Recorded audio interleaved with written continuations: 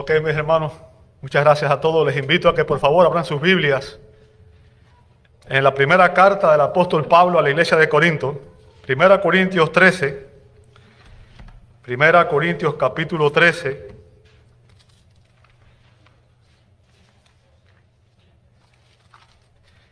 Y hoy vamos a estar terminando el mensaje que empezamos la semana anterior, que va de los versos 8 al 13. 1 Corintios 13, 8 al 13.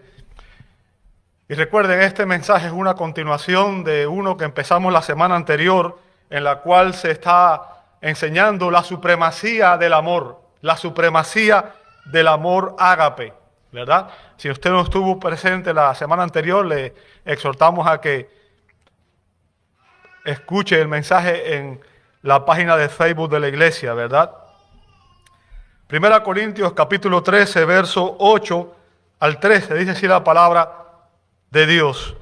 El amor nunca deja de ser, pero si hay dones de profecía, se acabarán. Y si hay lenguas, cesarán. Y si hay conocimiento, se acabará. Porque en parte conocemos y en parte profetizamos. Pero cuando venga lo perfecto, lo incompleto se acabará. Cuando yo era niño, hablaba como niño, pensaba como niño, razonaba como niño. Pero cuando llegué a ser hombre, dejé las cosas de niño. Porque ahora vemos por un espejo, veladamente, pero entonces veremos cara a cara. Ahora conozco en parte, pero entonces conoceré plenamente cómo he sido conocido. Y ahora permanecen la fe, la esperanza, el amor.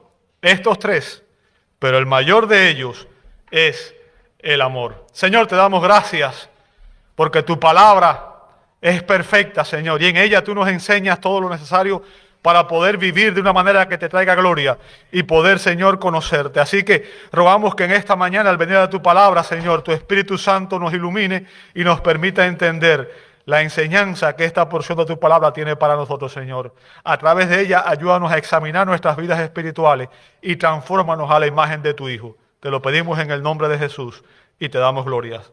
Amén, amén y amén. Pueden tomar sus asientos, hermanos. Muchas gracias.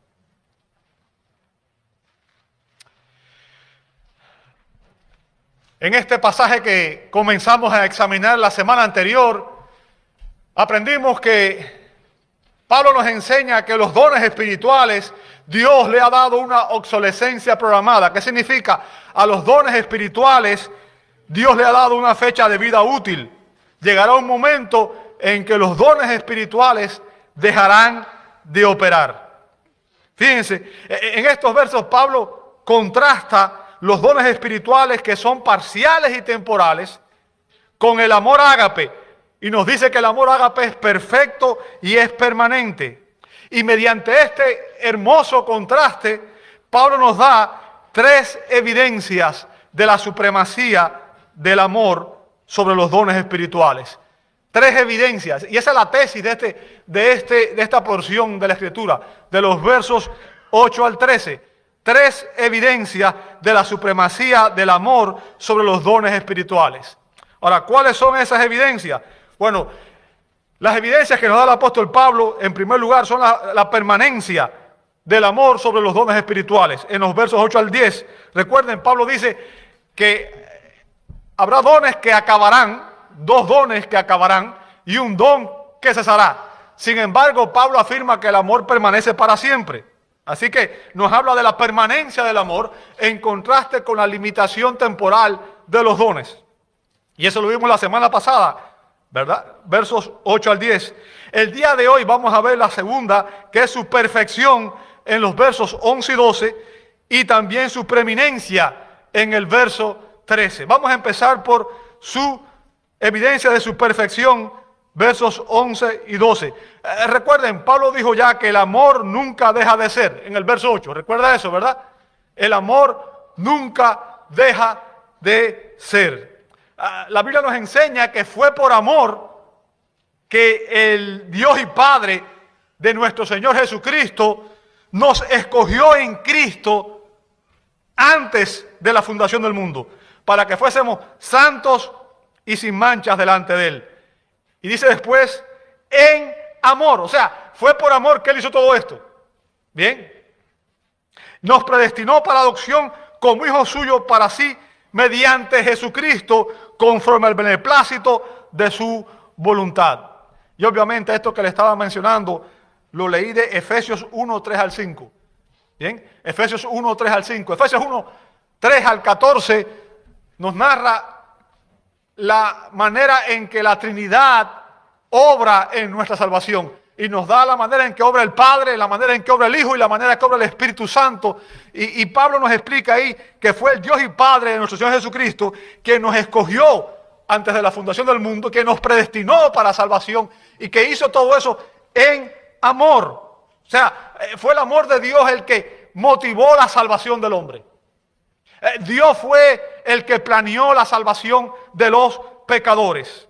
Todo aquel que recibe a Jesucristo por la fe como Señor y Salvador, dice la Escritura en Juan 1:12, que a todos los que le recibieron, a los que creen en el nombre de Jesús, Dios les da el privilegio de ser hechos hijos de Dios. Y el apóstol Juan en primera de Juan, capítulo 3, verso 1 dice, mirad cuán gran amor nos ha otorgado el Padre para que seamos llamados hijos de Dios. En otras palabras, el amor de Dios el Padre es el motor que impulsa la salvación de los pecadores. La esperanza de todos antes de la fundación del mundo. Fue Dios quien determinó hijos de ira. Eso éramos nosotros, ¿verdad? La única razón por la que Dios ama a alguien reside en su voluntad soberana. La única razón por la cual Dios ama a cualquier persona es por su propia y libre voluntad. No por nada que pueda haber en nosotros. Bien. Dios ha amado a los suyos, dice la Escritura, desde antes de la fundación del mundo, en ese pasaje de Efesios capítulo 1. Y la Biblia nos enseña, amado hermano, que nosotros amamos a Dios porque Él nos amó primero, en primera de Juan capítulo 4, verso 19. O sea, nadie puede decir que ama a Dios porque Él lo buscó, porque Él fue quien buscó a Dios, sino que nosotros amamos a Dios porque Él, el Padre, nos amó primero y nos amó desde antes de la fundación del mundo. Cuando usted ni siquiera pensaba nacer, cuando ni sus padres, cuando ni siquiera el mundo existía, ya Dios amó a los suyos. El amor de Dios por sus escogidos, amado hermano, es eterno. Fue por eso que Dios le dijo a Jeremías 31:3, con amor eterno te he amado. Con amor eterno te he amado. O sea, antes de la fundación del mundo, antes de que Jeremías existiera, Dios lo había amado. El amor de Dios por sus escogidos es eterno e inmutable. Y nada ni nadie puede apartarnos de ese amor. Dice la Escritura en Romanos 8, 35 al 39. Dice que ni lo alto, ni lo profundo, ni lo creado, ni ninguna cosa creada nos puede separar jamás del amor de Dios que es en Cristo Jesús. ¿Bien? ¿Por qué? Porque el amor de Dios inicia la salvación, el amor de Dios sostiene la salvación y es el que nos la lleva a buen término. Ahora, lo que Pablo está haciendo aquí, amado hermano, es contrastando la supremacía del amor con la temporalidad de los dones espirituales. A diferencia de los dones espirituales que son temporales, el amor de Dios es perfecto y se mantendrá operando eternamente. Se mantendrá operando eternamente. Y Pablo establece este contraste mediante dos ilustraciones. O sea, Pablo usa dos ilustraciones para contrastar la temporalidad de los dones con la permanencia del amor. ¿Cuáles son estas ilustraciones? En primer lugar, usa su experiencia personal en el verso 11 y en segundo lugar, la experiencia cristiana en el verso 12. Vamos a ver en primer lugar la experiencia personal. Verso 11, el apóstol apela a su propia experiencia personal y lo hace describiendo dos etapas de su vida que son comunes a todos los seres humanos. La niñez, en la primera parte del verso 11, y la madurez o la adultez, en la segunda parte del verso 11. Dice Pablo en el verso 11, la primera parte. Fíjense que dice, cuando yo era niño, ¿lo veis?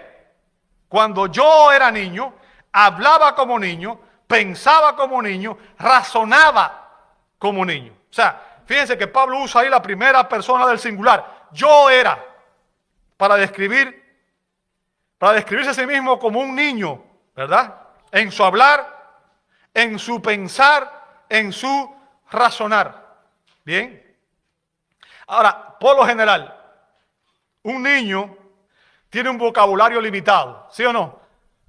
El niño está aprendiendo a hablar, tiene un vocabulario limitado, que está en desarrollo, está aprendiendo a hablar, a comunicarse.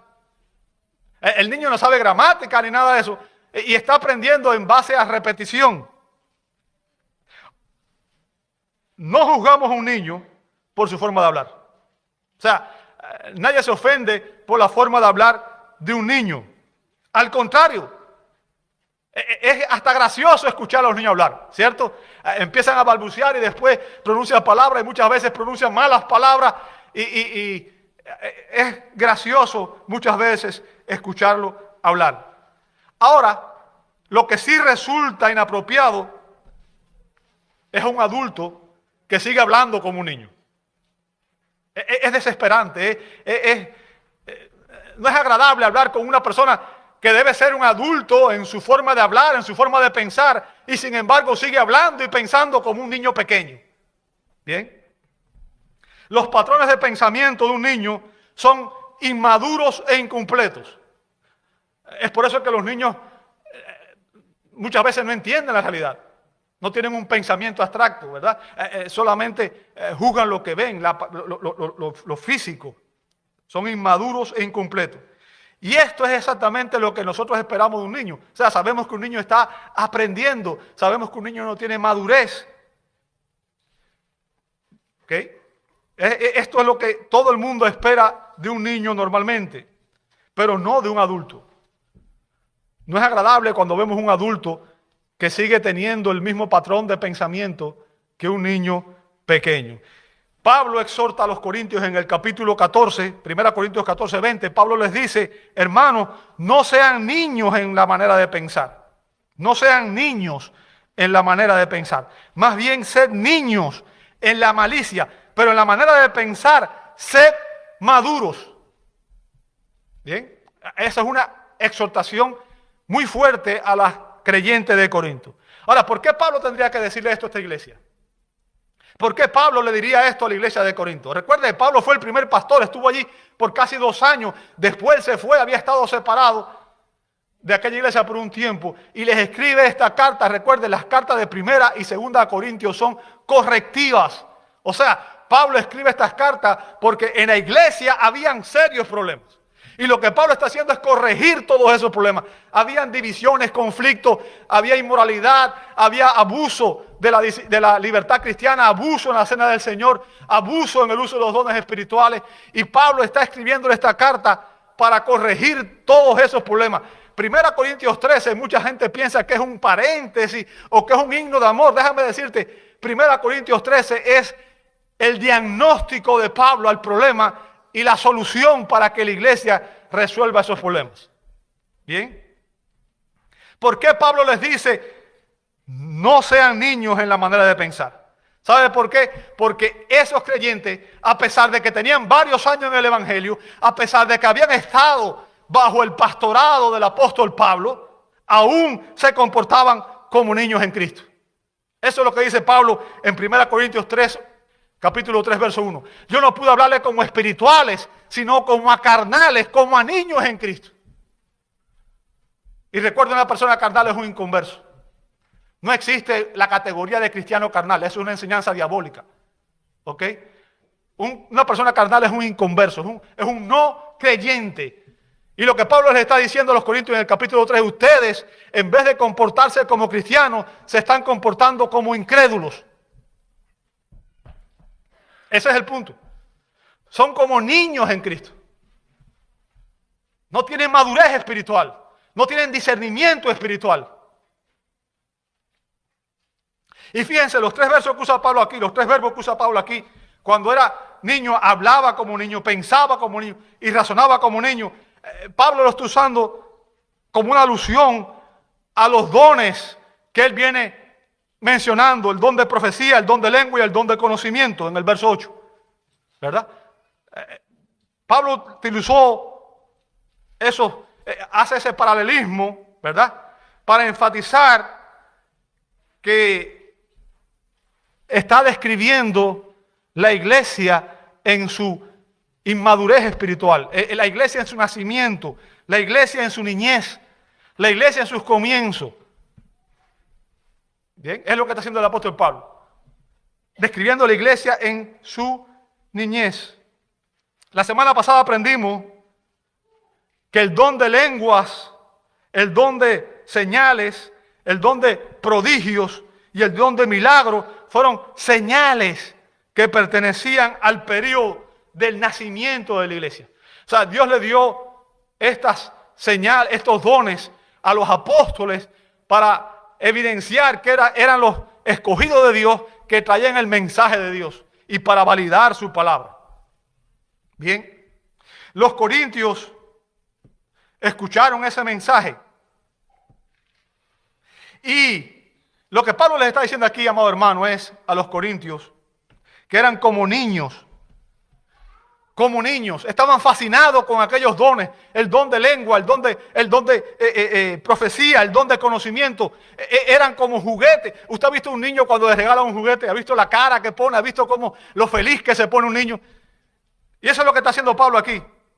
Le está diciendo, ustedes son como niños espirituales, jugando con esos dones espirituales sin entender el verdadero propósito, sin entender la razón por la cual Dios dio esos dones. Bien. Como dije, esperamos que un niño piense, entienda y hable como niño, pero también se espera que un niño madure y empiece a pensar y hablar como un adulto. En otras palabras, esperamos que un niño deje las cosas de los niños, dice el verso 11. Deje las cosas de niño. O sea, llega un momento que tiene que madurar y dejar de comportarse como niño.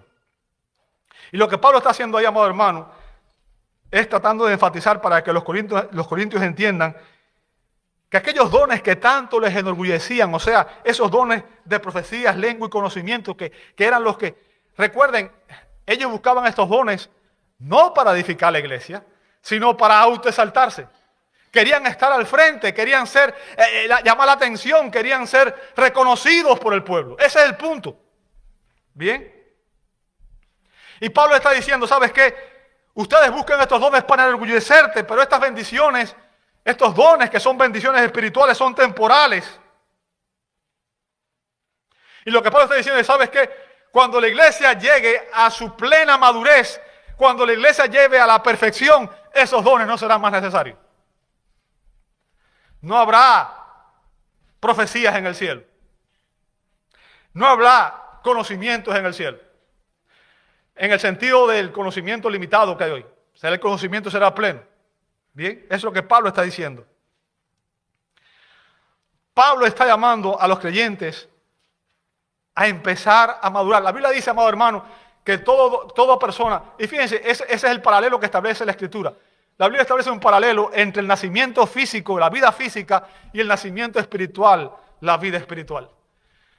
Toda persona que nace en Cristo es un niño, pero el apóstol Pedro dice que esos niños deben desear, como niños recién nacidos, la leche espiritual no adulterada de la palabra de Dios para que por ella crezcan para salvación. O sea, en otras palabras, un niño se alimenta de leche en los primeros tiempos, ¿verdad?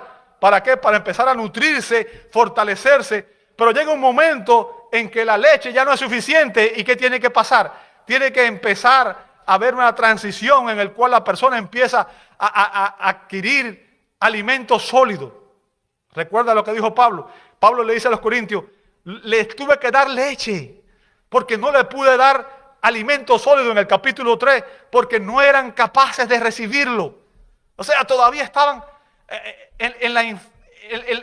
eran niños pequeños. O sea, el niño que necesita leche es el niño pequeño, ¿verdad? El niño bien pequeño. Después que el niño crece un poco, ya empieza a comer alimento sólido. ¿Por qué? porque lo requiere para poder mantenerse saludable. Y ese es el contraste que Pablo está estableciendo aquí. Permíteme hacerte una pregunta, amado hermano. ¿Estás creciendo espiritualmente? ¿Estás madurando espiritualmente? ¿O todavía eres un bebé espiritual? Todavía eres un bebé espiritual. ¿Estás satisfecho con tu vida espiritual? ¿Estás satisfecho con tu vida espiritual? ¿Esperas crecer espiritualmente con una dieta de un sermón semanal, con venir el domingo en la mañana y olvidarte el resto de la semana y venir el domingo? ¿Tú crees que con eso tú vas a crecer espiritualmente?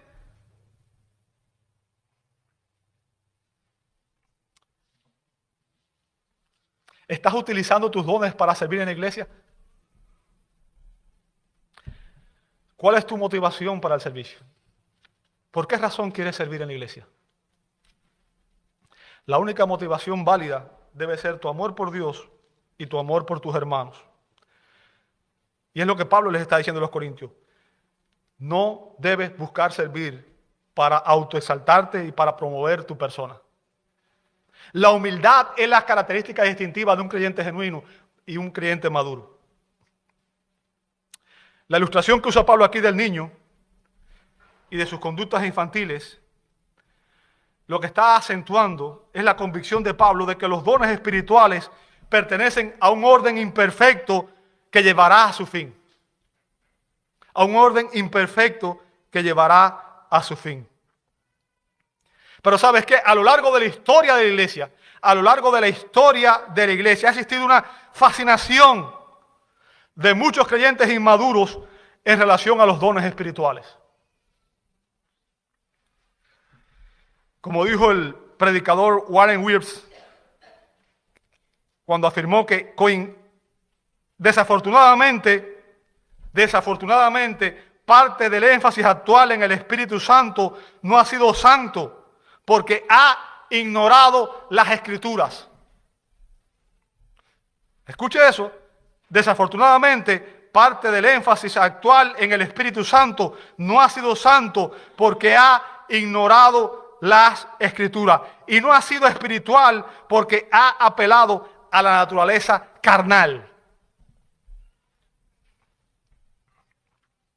La mayoría de los errores teológicos que existen, que permean la iglesia hoy, que afectan la iglesia hoy, amado hermano, provienen del movimiento carismático.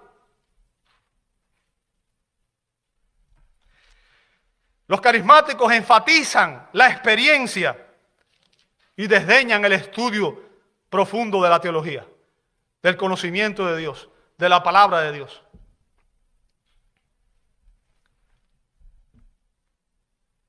Y por eso, lamentablemente, la mayoría de los creyentes que están dentro de esa situación, permanecen como niños espirituales.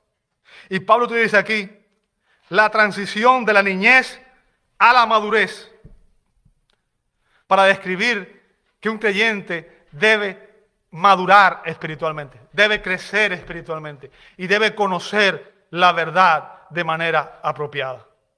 Y debe dejar las cosas de niño y debe pensar y actuar como un creyente maduro, adulto en la fe. Un hombre judío era considerado un niño hasta su bar Mishnah, ¿ok? Hasta que se convertía en un hijo de la ley. En un hijo de la ley. Esto ocurría a los 13 años de edad. Bien. Pero la mayoría de los niños celebraba su primera fiesta a los 12 años. ¿Por qué? Lo hacían en preparación para el rito de paso a la edad adulta. Usted puede ver eso en Lucas 2:42, cuando Jesús fue llevado al templo, ¿verdad? En Lucas 2:42. O sea, ahí estaban preparándose precisamente para celebrar el Bar Mishnah, ¿ok? Jesús se convertiría en un hijo de la ley. Después de este rito, al niño se le consideraba como un hombre y era responsable ante Dios por su propia vida espiritual. Con 13 años. Bien. Y fíjense que Pablo usa el tiempo pasado cuando se refiere a su niñez. Cuando yo era niño. Bien. O sea, en un momento era un niño y al siguiente era un hombre. Un hombre del cual se requería madurez. Madurez. O sea, como dije, no es gracioso ver a un hombre que se comporta como un niño. Así que se requiere madurez. Y de eso es lo que habla Pablo en el verso 11, en la segunda parte, cuando dice, pero cuando llegué a ser hombre, dejé las cosas de niño. ¿Lo ve ahí? En el verso 11. Fíjense, la expresión llegué a ser es la traducción de un verbo griego, ginomai, que significa devenir, venir a ser. Significa cambio de condición, de estado o de lugar. Bien. Y Pablo usa el tiempo pasado cuando hablaba de su niñez y de su entrada al estado de adultez. Y lo que está haciendo es comparando ambos periodos de su vida, comparando su niñez con su adultez. ¿Bien? Y después concluye que las cosas que a él le interesaban como niño habían perdido todo su atractivo cuando se hizo hombre. Y cuando alcanzó la madurez. Y fíjense que estamos hablando de madurez, no de perfección. ¿Bien? Porque el mismo Pablo dijo en Filipenses 3:12, no que ya lo haya alcanzado o que ya haya llegado a la perfección. Yo quiero que usted entienda, mientras estemos en este mundo, ninguno de nosotros va a ser perfecto. La perfección va a llegar cuando recibamos los cuerpos glorificados y estemos con Cristo cara a cara. En este mundo no vamos a llegar a la perfección. Bien. Ahora, lo que sí hace posible aquí, y es lo que Pablo está haciendo, esa transición a la madurez, hace posible admitir una obsolescencia gradual de ciertos dones espirituales. A medida que la iglesia avanza de su nacimiento a la madurez. Recuerden, la iglesia nació ¿cuándo? En Pentecostés. ¿Recuerda eso? El derramamiento del Espíritu Santo y los apóstoles empezaron a predicar. Bien, y durante esos primeros años del nacimiento, de la infancia de la iglesia, Dios le dio dones milagrosos, dones de señal, como confirmación a los apóstoles. ¿Para qué? Para ayudar a la iglesia en ese proceso de transición del judaísmo al cristianismo. Pero esos dones cesaron con el fin de la era apostólica. Los dones de señales, los dones milagrosos. Y también Pablo nos dice que cuando venga lo perfecto, en el verso 10, todos los demás dones tendrán su tiempo de obsolescencia programada y dejarán de operar. Cuando llegue lo perfecto, los dones, el resto de los dones dejará de operar. Como dice el doctor John MacArthur, nuestra perfección en Cristo será un tipo de bar mishna espiritual. Una llegada a la madurez, a la adultez y madurez espiritual inmediata, completa y eterna. En ese momento se acabará con todo lo infantil, toda inmadurez, todo infantilismo, toda imperfección y todas las limitaciones del conocimiento y la comprensión desaparecerán para siempre. O sea, cuando lleguemos a lo perfecto, cuando estemos en la presencia del Señor, todo lo limitado, todo lo imperfecto acabará.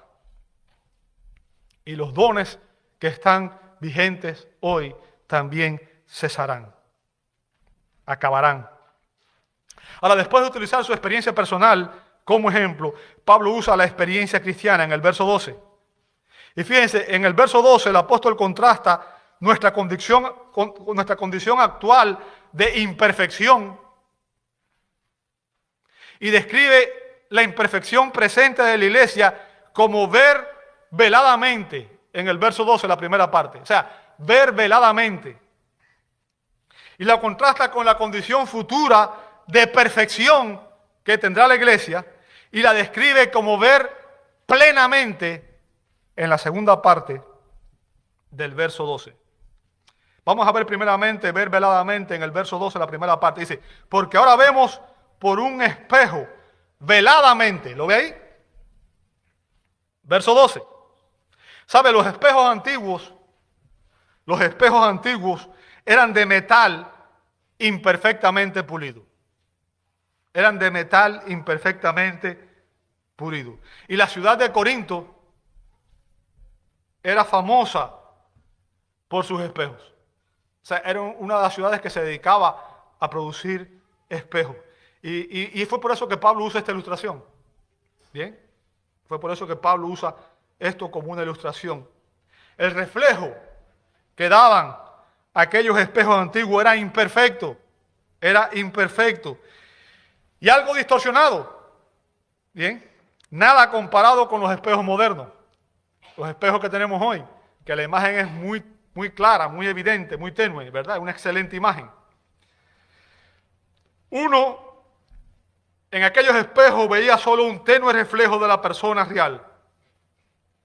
O sea, no daban una visión tan perfecta como los espejos de hoy. Y lo que Pablo está diciendo es, hoy la iglesia tiene solo un tenue reflejo de la persona de Dios. Tiene solo una visión imparcial, mejor dicho, una visión parcial, tenue de la persona de Dios. En nuestra condición presente, aún con la palabra de Dios que es perfecta, inerrante, infalible, aún con la iluminación del Espíritu Santo, los creyentes vemos como en un espejo, vemos veladamente. Y nuestro conocimiento es solo parcial e incompleto. Parcial e incompleto. También imperfecto. Ahora, quiero aclarar algo. Esto no se debe a que haya imperfección en la palabra de Dios o en los dones, sino que la imperfección está en nosotros, que todavía no hemos sido transformados totalmente y aún en nosotros hay batalla con el pecado. A pesar de que Dios nos regeneró, como dice 2 Corintios 5:17, si alguno está en Cristo, nueva criatura es, pero aún en nuestra carne, en nuestra naturaleza, hay parte de lucha con el pecado. No somos perfectos y es por eso que no podemos tener una comprensión plena. En otras palabras, no es que la palabra sea imperfecta, no es que los dones sean imperfectos, no es que el Espíritu Santo no haga su obra perfecta, es que nosotros somos imperfectos. O sea, se debe a nosotros, a nuestra condición. Bien. Los dones espirituales fueron dados por Dios a la iglesia para llevar a la iglesia de un estado de infancia a la madurez espiritual. Eso es lo que enseña Pablo en Efesios capítulo 4, versos 11 al 16. Bien. Los dones tienen el propósito de edificar, nutrir y desarrollarnos espiritualmente a la iglesia. ¿Para qué? Como dice ahí en el verso 13, hasta que todos los creyentes lleguemos a la unidad de la fe y del conocimiento pleno. ¿El conocimiento pleno de qué? Del Hijo de Dios.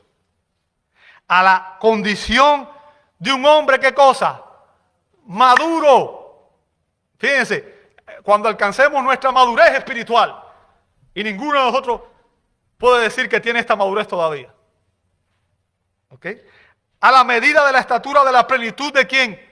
De Cristo, el hombre perfecto. Ese es el propósito. Dios nos está transformando, nos está moldeando a la imagen de su Hijo. Nos está haciendo cada día más semejante a Él. ¿Sabe? La palabra traducida ahí como maduro, cuando habla de Cristo, es la palabra traducida como perfecto, telión, en 1 Corintios 13:10. Es la misma palabra. ¿Bien? Dios quiere que cada creyente manifieste las cualidades de su Hijo. O sea, Dios quiere que tú y yo manifestemos las cualidades de Cristo. Él es nuestro estándar de madurez y de perfección espiritual. En otras palabras, cada vez que usted sienta deseo de compararse con alguien, en vez de compararse con otro creyente, compárese con Cristo. Si yo me comparo con otros creyentes, puedo sentirme contento conmigo mismo espiritualmente, porque quizás puedo decir, ¿sabes qué? Yo he crecido más que. Pero si me comparo con Cristo, no hay una sola área en mi vida en la cual pueda decir, yo soy igual que Cristo.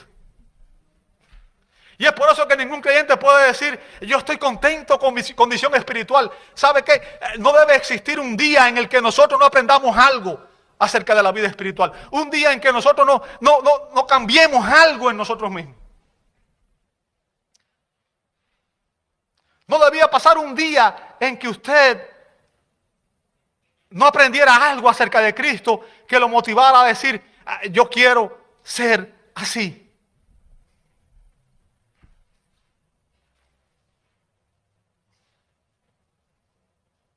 Cristo es nuestro estándar de madurez y de perfección espiritual. ¿Para qué? Para que ya no seamos niños espirituales. Como los corintios, que estaban teniendo 50,000 problemas. Y estaban más enfocados en los dones para sobresalir que en los dones para servir. No entendían. En otras palabras, lo que Pablo quiere que entendamos es que los dones espirituales fueron dados para llevarnos a la madurez. No para jugar con ellos como si fuéramos niños espirituales. Yo soy el predicador.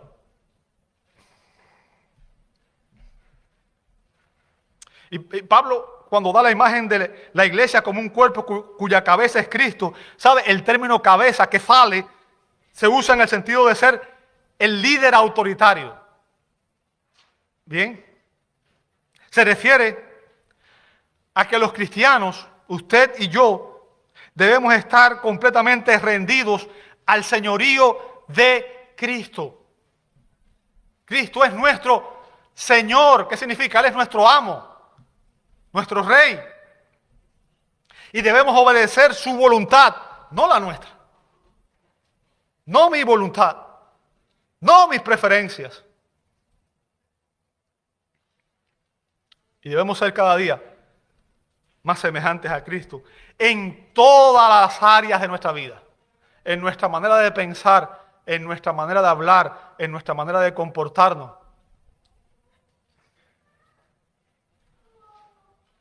Es el Señor el que tiene el poder para producir en los creyentes la madurez y equiparlos para este esfuerzo. O sea, el esfuerzo no proviene solo de nosotros, sino que el Señor también obra en nosotros. Y eso es lo que dice Colosenses 2:19. Dice Colosenses 2:19 que la iglesia crece con un crecimiento que es de ¿quién? Colosenses 2:19. Al final, con un crecimiento que es de ¿quién? Es Dios. Es Dios quien obra en nosotros. Y produce esa transformación, ese cambio. La iglesia en su niñez ve veladamente. Pero en su madurez, dice Pablo, verá plenamente. La segunda parte del verso 12 dice, pero entonces veremos cara a cara. Ahora conozco en parte, pero entonces conoceré cómo.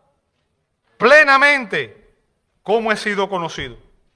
Fíjense, cuando estemos en la presencia del Señor, lo veremos, dice la Escritura, cara a cara. ¿Lo veis? ¿Sabe? Ese era un modismo, una expresión que se usaba mucho en el Antiguo Testamento. Usted la puede ver en Éxodo 32:30, Éxodo 33:11. O sea, ver algo cara a cara.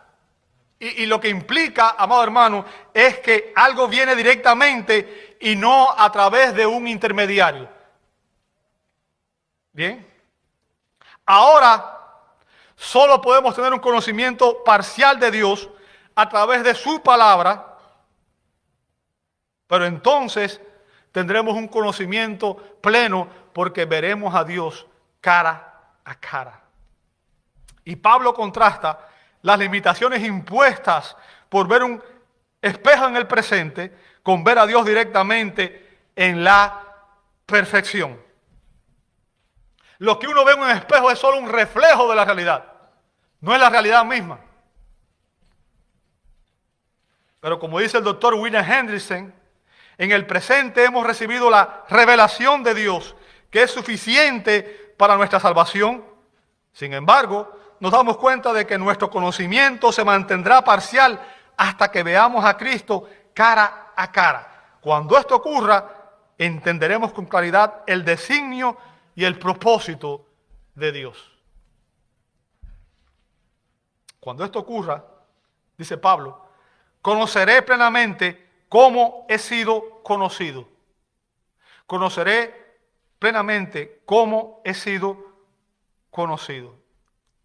Y esto nos recuerda lo que el apóstol Pablo dijo en Gálatas 4:9. Gálatas 4:9 Pablo dice, pero ahora que conocéis a Dios, o sea, ¿qué es lo que, cómo obtenemos la salvación? Cuando conocer a Dios es la salvación, ¿sabe eso? Conocer a Dios. Bien, dice, pero ahora que conocéis a Dios, pero Pablo rectifica, dice, o más bien, que sois conocidos por Dios. ¿Lo ve ahí? O sea, fíjense, conocer a Dios es describir la salvación desde nuestra propia perspectiva humana. ¿Entiende eso? Ser conocidos por Dios es describir la salvación desde la perspectiva divina. Bien. Nuestro conocimiento de Dios no es resultado de nuestra sabiduría humana. Ningún científico, por muy científico que sea, puede hacer ninguna obra científica para descubrir a Dios. Sino que el conocimiento que tenemos de Dios lo tenemos porque Dios decidió revelarse a sí mismo. Y cuando nosotros, como dice Romanos 3, no hay justo ni uno, no hay quien busque a Dios, no hay quien entienda, no hay quien haga lo bueno. Romanos 3 del 10 en adelante, ¿verdad? Todo ese pasaje. O sea, cuando estábamos lo más lejos posible de Dios y de la salvación, como dice Romanos 8, 29 al 30, Dios en su misericordia nos llamó a salvación. Voy a leer esos versos. Romanos 8, 29 al 30 dice, porque a los que de antemano conoció, ¿lo ve ahí? Los que de antemano conoció, y se refiere a su elección soberana. Bien, es una elección predeterminada para poner su amor en esas personas y establecer una relación íntima con ellos. Bien, dice, porque los que de antemano, o sea, con anterioridad conoció, también los predestinó a ser hechos conforme a la imagen de su Hijo. Fíjense, los predestinó para ser hechos conforme a la imagen de Cristo. O sea, Dios no salva a nadie para dejarlo como estaba. La idea de que una persona puede recibir a Cristo y seguir viviendo en pecado y va a ser salvo es satánica. ¿Por qué? Porque a los que Él escogió para salvación, lo escogió para conformarlo a la imagen de Cristo. ¿Entiende el punto? Si usted no está siendo conformado a la imagen de Cristo, algo está mal con su vida espiritual. Por eso Pablo dice, examinaos a vosotros mismos si estáis en la fe, que Cristo está en vosotros hoy. No que hiciste una profesión de fe hace 10 años atrás o 20 años atrás, sino que hoy tú estás caminando con Cristo y que Cristo es el patrón de fe en tu vida. Bien. Los predestinó a ser hechos conforme a la imagen de su Hijo, para que Él sea el primogénito entre muchos hermanos. Verso 30. Y a los que predestinó, a estos también, ¿qué? Llamó. Fíjense, ese es el llamado eficaz. Es cuando Dios llama a salvación. No es el llamado general del Evangelio que se ofrece a todos los pecadores. Es el llamado eficaz. ¿Y cómo yo lo sé? Dice, y a los que llamó, a estos también, ¿qué cosa? O sea, a todos los que llama, con este llamado, Él los justifica. Y la justificación es cuando una persona es reconciliada con Dios. ¿Cómo yo lo sé? Romanos 5.1 dice, si alguno, justificados pues por la fe, tenemos paz con Dios por medio de nuestro Señor Jesucristo. En otras palabras, en el momento que una persona pone su fe en Cristo, la enemistad, la guerra, la separación que había entre un pecador y Dios se termina. Y esa persona es justificada delante de Dios. ¿Lo ve ahí? Dice que a los que llamó, a estos también justificó. Y a los que justificó, fíjense lo que dice, a estos también, ¿qué cosa? Glorificó. Ahora, yo quiero que usted entienda, lo que está diciendo Pablo aquí es que a todos los que Él predestinó, los llama a salvación. Y cuando dice los glorifica, significa que los lleva a la gloria, a la perfección. Y está diciendo que Él es el que inicia la salvación y Él es el que completa la salvación. No menciona la santificación, pero está en el medio. ¿Ok? Y cuando dice que lo va a hacer conforme a la imagen de su Hijo, se está refiriendo obviamente a la santificación. En otras palabras, la obra de salvación de principio a fin viene de Dios. ¿Entiende eso? Este conocimiento de Dios, de la obra soberana de Dios, fue el que abrió nuestro entendimiento y se reveló a nosotros mediante su palabra. O sea, fíjense, nosotros no descubrimos a Dios. Dios hace la obra en nosotros, ¿bien? A través de su palabra y por medio de su Espíritu. Nosotros no podemos conocer a Dios por nuestras propias fuerzas. Nosotros podemos conocer a Dios solo porque Él nos conoció primero, así como nosotros no lo elegimos a Él, sino que fue Él quien nos eligió primero. Vea conmigo Juan 6:44. Dice Jesús, fíjense, Jesús está hablando aquí. ¿Bien? Nadie puede venir a mí. Y ir a Cristo es el requisito esencial para ser salvo. Sin Cristo nadie verá a Dios. Jesús dice, nadie puede venir a mí si no lo trae ¿quién? El Padre que me envió. ¿Por qué? Porque fue el Padre el que inició la salvación. Fue el Padre el que determinó a quienes iba a salvar. Fue el Padre el que por amor envió a Cristo a morir por nosotros. Fue el Padre el que nos escogió antes de la fundación del mundo. Y Jesús dice, ningún hombre puede venir a mí y tener salvación si no lo trae el Padre que me envió. Y en Juan capítulo 6 hay 4 veces Jesús hace esta afirmación. En el verso 65 dice, Juan 6:65, por esto os he dicho que nadie puede venir a mí si no se lo ha concedido ¿quién? El Padre.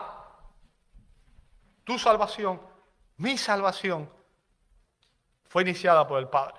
Él la determinó, Él nos conoció desde antes de la fundación del mundo. Cuando tú ni siquiera formabas parte del polvo cósmico, ya Dios tenía en mente tu nombre para salvación.